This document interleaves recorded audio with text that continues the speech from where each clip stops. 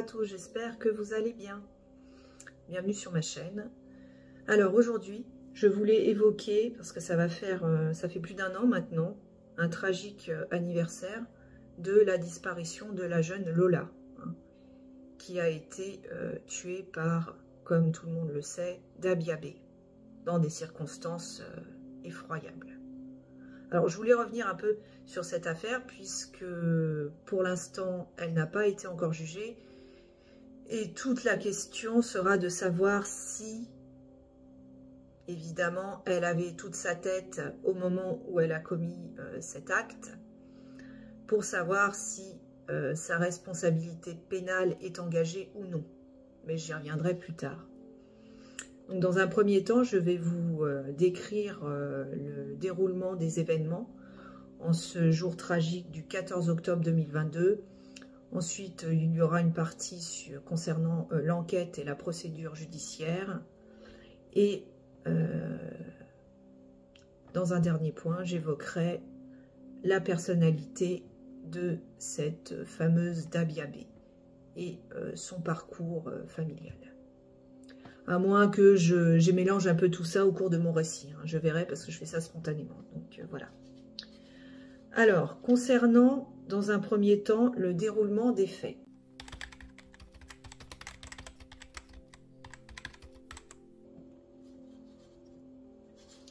Donc, on est le 14 octobre 2022. Donc, Lola Diavé, qui a 12 ans, rentre chez elle du collège. Elle habite dans un immeuble du 19e arrondissement de Paris et comme à son habitude, elle fait le trajet à pied puisqu'elle n'est qu'à quelques centaines de mètres de son établissement scolaire. Effectivement, les caméras de vidéosurveillance vont filmer la jeune fille rentrer à l'intérieur de la cage d'escalier. On verra d'ailleurs, c'est visible sur les caméras, qu'elle est précédée par une jeune femme. Ses parents sont gardiens de cet immeuble, hein, de cette résidence, depuis plusieurs années, et ils sont originaires du Nord-Pas-de-Calais.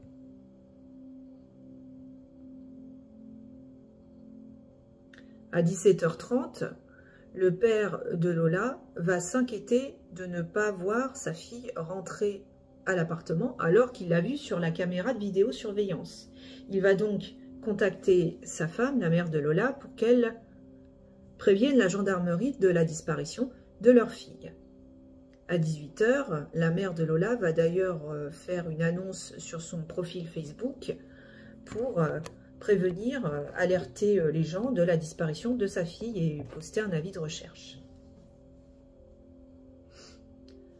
Le jour même, tard dans la soirée, je crois qu'il est pratiquement minuit, un SDF va découvrir une grosse malle en plastique d'une couleur opaque à l'intérieur même des parties communes de la résidence, dans un jardin en fait de l'immeuble.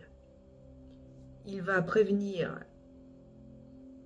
la police qui va rapidement constater la présence d'un cadavre à l'intérieur de cette malle qui va être identifié comme étant le cadavre de la jeune Lola. Ce cadavre est plié et dissimulé plus ou moins sous une espèce d'amas informe de tissu. On constate à première vue que le corps est lardé de coups de couteau et porte de mystérieuses inscriptions au niveau des pieds, avec le chiffre 1 et 0 inscrit au vernis rouge. Alors, dès le lendemain matin, ah non, pas le lendemain matin, pardon. Donc, les jours se passent. Si, le lendemain matin, excusez-moi, je suis fatiguée. Le lendemain matin, le 15 octobre à 8h, la brigade criminelle va interpeller très rapidement une femme prénommée Dabia Benkired, qui fait l'objet d'une OQTF d'ailleurs, et qui est d'origine algérienne. C'est-à-dire qu'elle avait interdiction elle avait obligation plutôt de quitter le territoire, mais comme les OQTF, comme on le sait, ne sont absolument pas appliqués en France, eh bien, elle était évidemment toujours sur le territoire français. Elle a, à l'époque des faits, 24 ans. Elle est SDF, hein, elle n'a pas de domicile fixe, mais vit de manière sporadique dans l'appartement de sa sœur, hein, qui se situe dans un des immeubles de la résidence où vivait Lola. Donc elle squatte, en gros, elle squatte chez sa sœur aînée. Donc le 15 octobre à 8 h, comme je le disais, le 15 octobre 2023, elle est interpellée par la police et placée en garde à vue.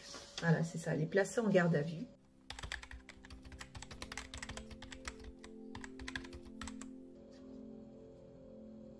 Et là, au cours de son audition,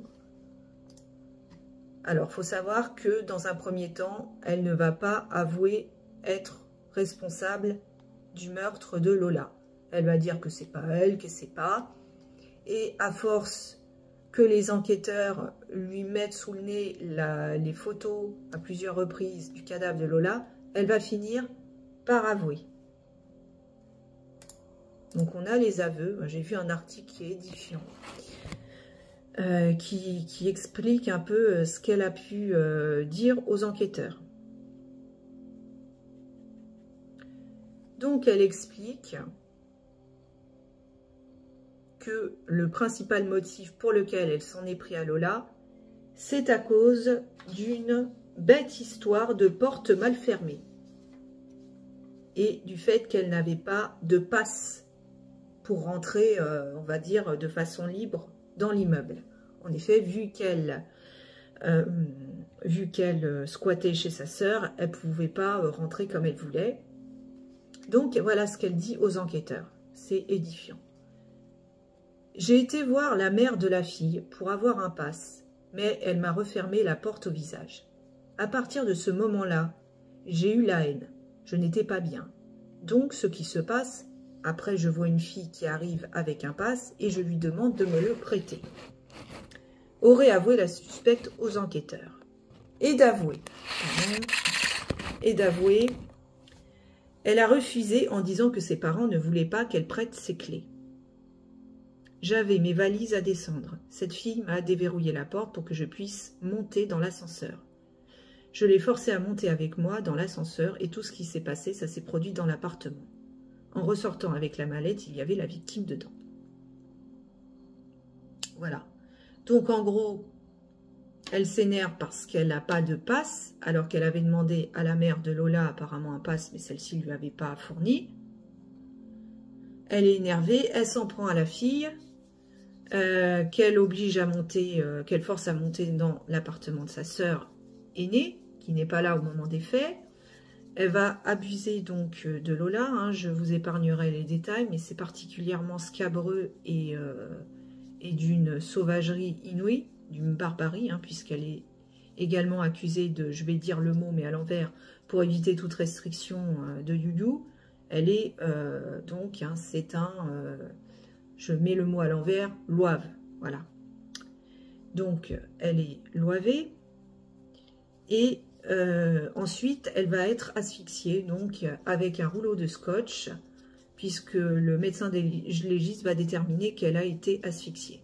Ensuite, elle va porter de nombreux coups sur le corps de Lola, au niveau des épaules notamment et du cou, et elle va le larder de coups de couteau, et elle va porter la mystérieuse inscription des chiffres 1 et 0 au niveau des pieds, au vernis rouge, sans qu'on sache réellement la véritable signification de ces inscriptions. Alors, je sais que certains ont dit que c'était des inscriptions à caractère sataniste, etc. Je ne sais pas. Voilà. Donc, après avoir abusé et tué Lola, donc elle explique, hein, dans ses propos. Alors, il faut savoir qu'elle tient ses propos avec un total détachement, une totale indifférence et sur un ton d'une froide perversité.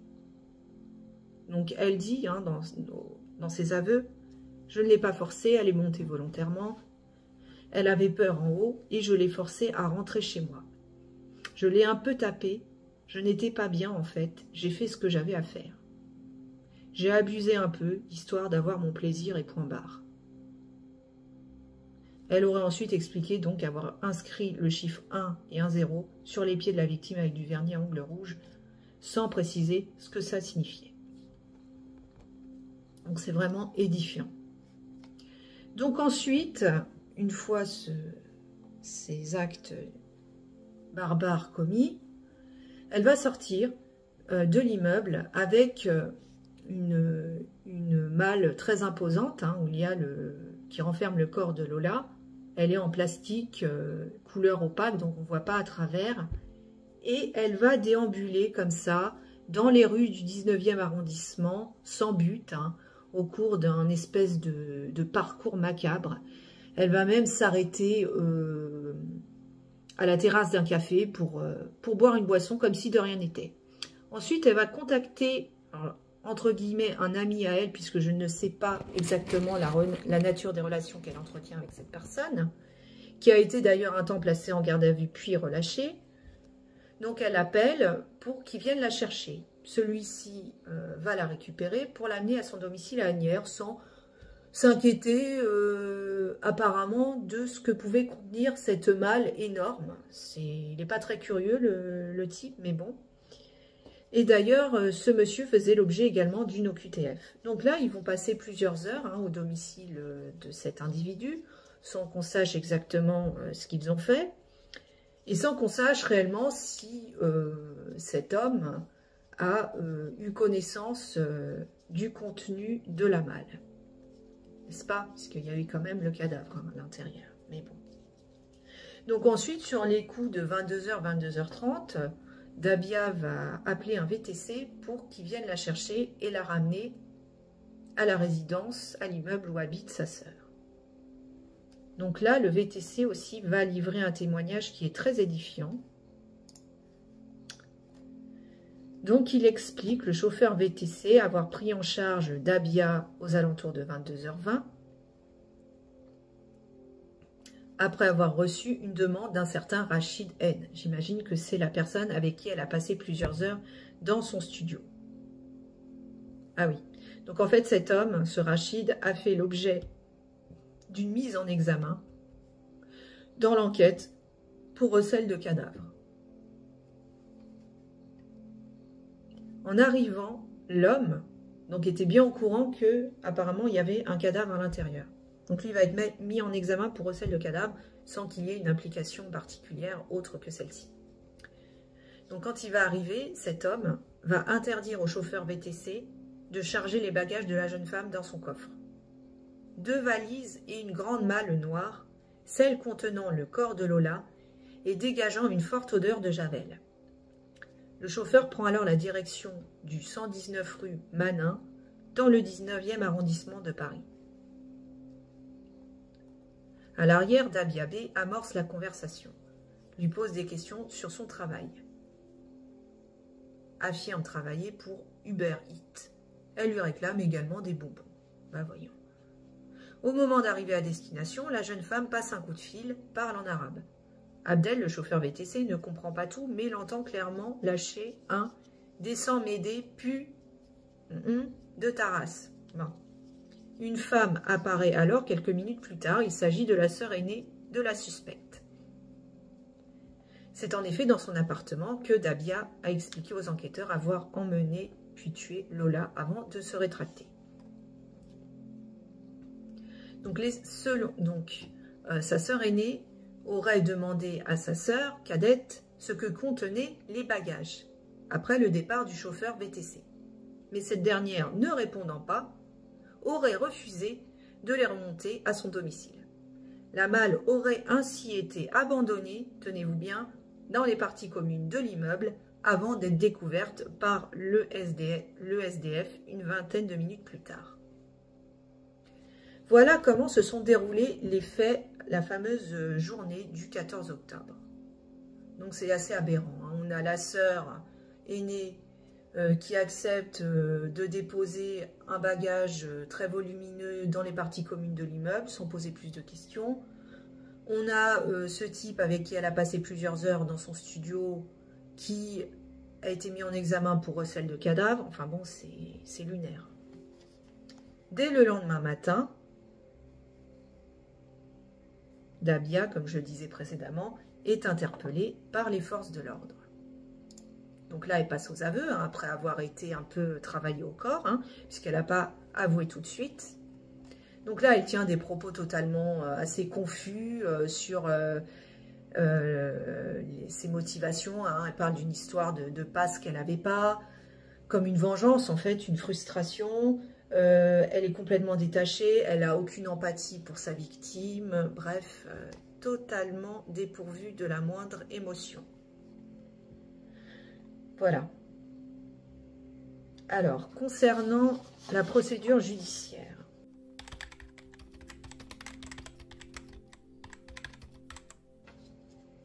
Donc, elle est placée en garde à vue le 16 octobre, passe aux aveux. Donc, elle est considérée comme la principale suspecte dans cette affaire et est mise en examen pour, je vais dire, l'OAV, voilà, aggravé, assorti d'actes de torture et barbarie sur la jeune Lola, plus recel de cadavres.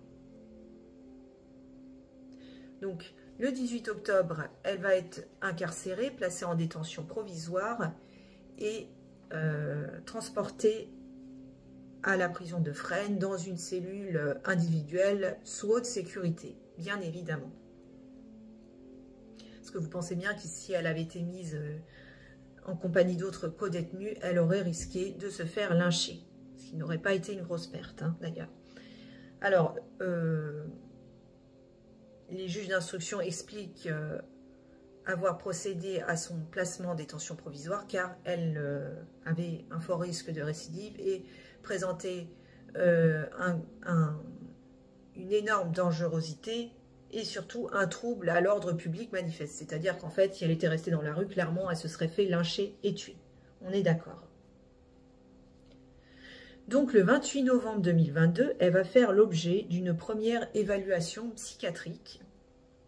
Donc, l'expert psychiatre va rendre son rapport et va conclure que, selon lui, Dabia était parfaitement consciente de ce qu'elle avait fait.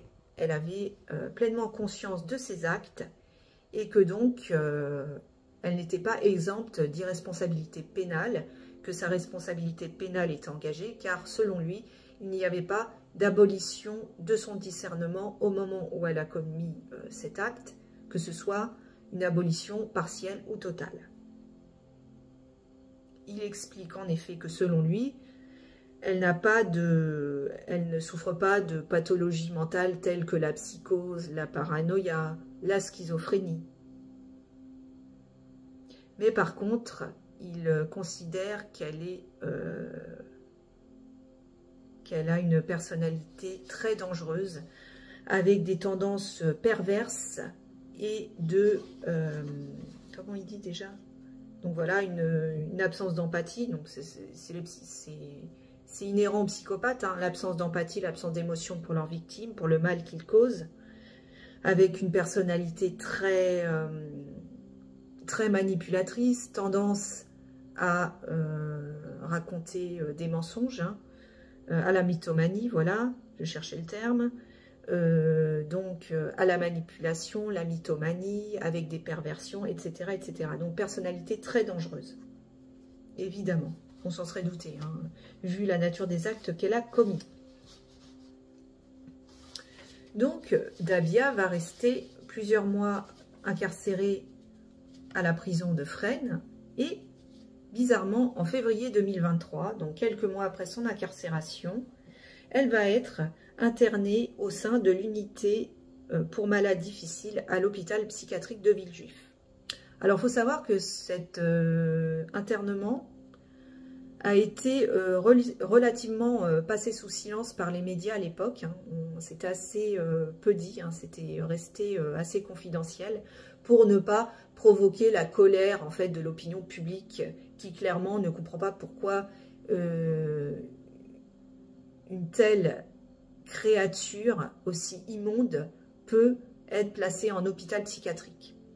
Alors après, donc cette information ne va être révélée qu'en juillet 2023, alors qu'elle est internée à l'hôpital psychiatrique depuis déjà février 2023. Donc depuis mars, avril, mai, juin, depuis 5 mois. Donc en effet, on va expliquer que durant sa détention provisoire, elle avait un comportement qui était considéré comme dangereux, que ce soit pour elle ou pour les autres, les co-détenus et le personnel pénitentiaire, puisqu'apparemment, elle s'automutilait, la pauvre, elle tenait des propos incohérents, etc. Donc on a préféré l'interner dans un hôpital psychiatrique.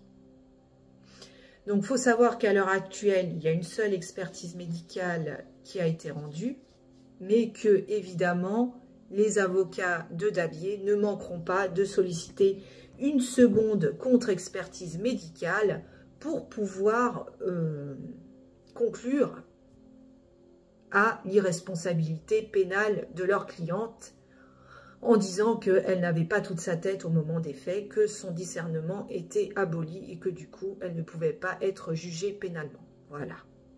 Espérons que ce ne soit pas le cas. Parce que c'est pas parce qu'elle a commis des actes innommables et abominables qu'elle n'était pas consciente de ce qu'elle faisait, hein, bien au contraire.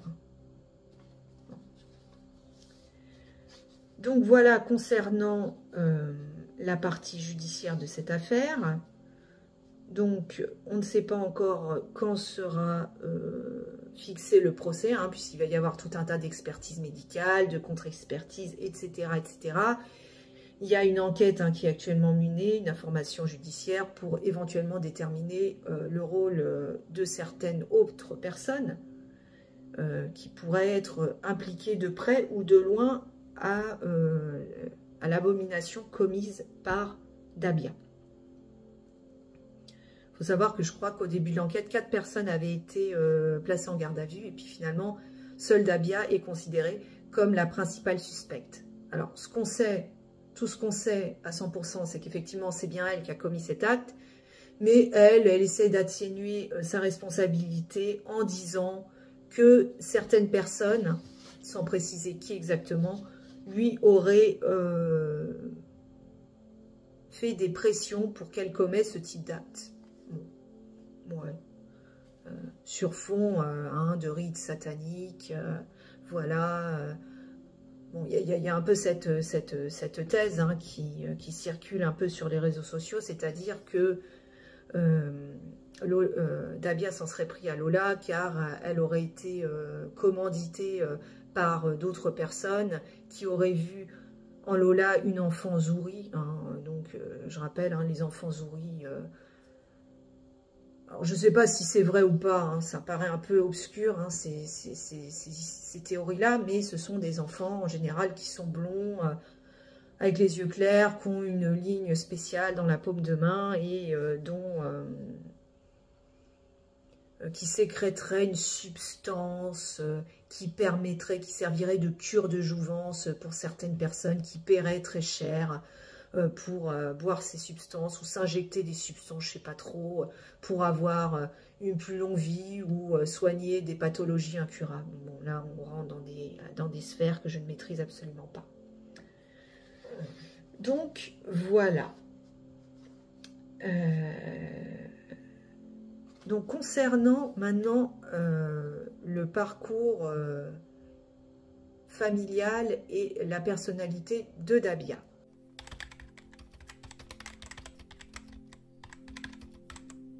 Alors, Dabia est la cadette d'une fratrie de 3 sœurs. Elle est d'origine algérienne.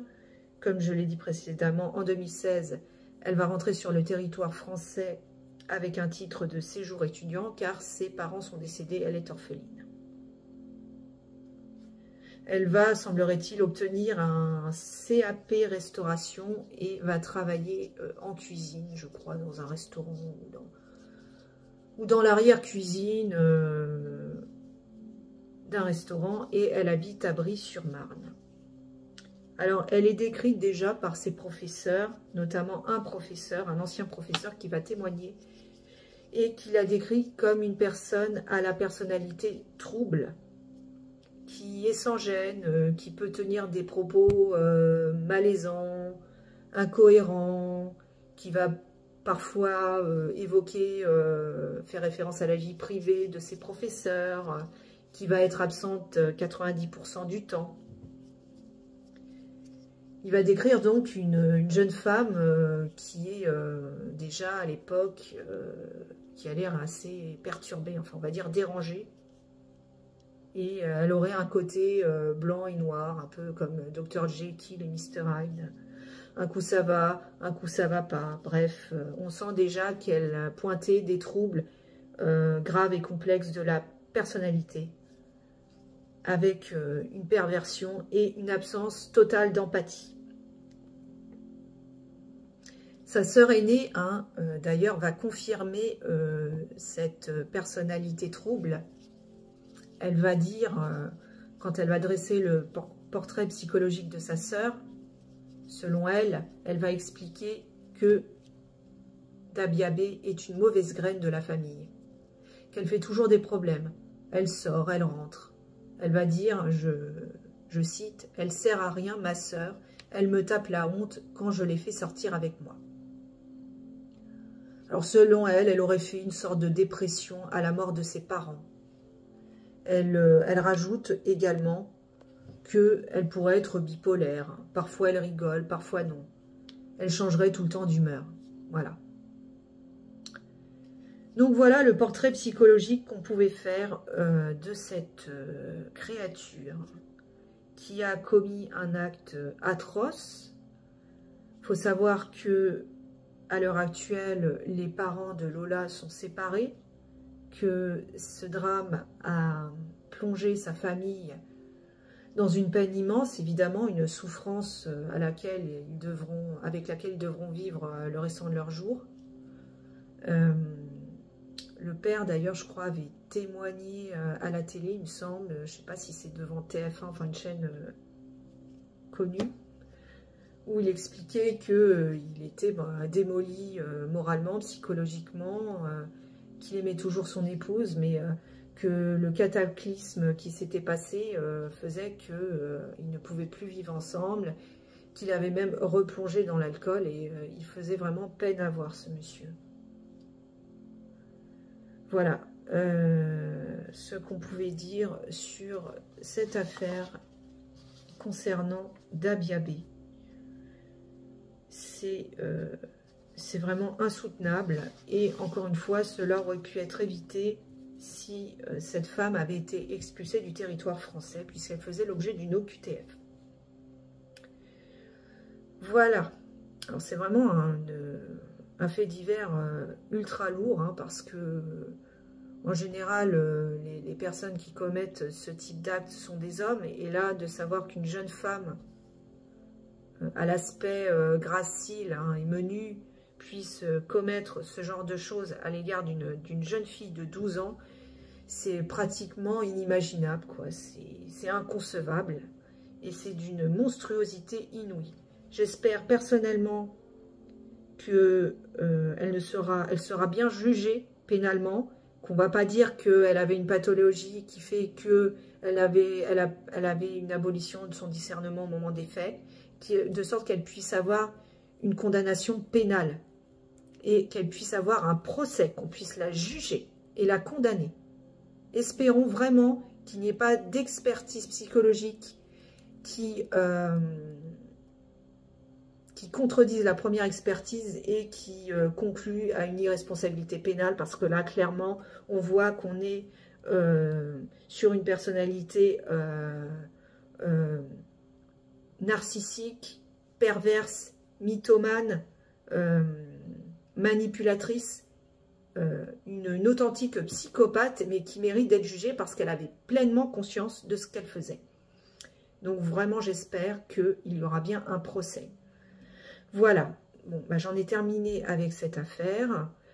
Encore une fois, n'hésitez pas à me dire ce que vous en pensez dans les commentaires.